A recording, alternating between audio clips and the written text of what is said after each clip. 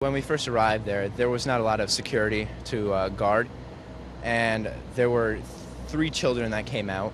One of them had a very bloody face. It was a very violent scene, and there were two other ones that they were in the arms of a state trooper. They did not move. Their face was very pale.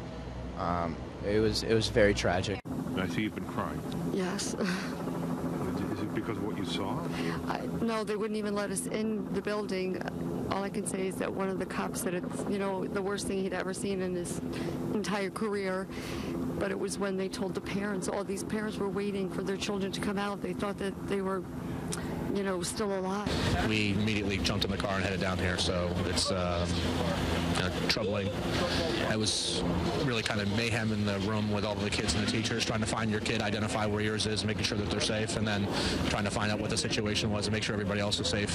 Started with the neighbors and then the rest of their friends in school and that sort of thing, so it's... What did your son or daughter say to you when they first connected with you? They were immediately crying, petrified of what happened and what did it mean. And I think they're both older than some of the other kids in the school, so understanding what happened. My son was in the gym when it happened, so I think they heard the gunshots, and so they were both. I think it's gonna be one of those things where they're trying to understand what happened, and when we tell them ultimately what happened in details, I think it's gonna make it much worse. So.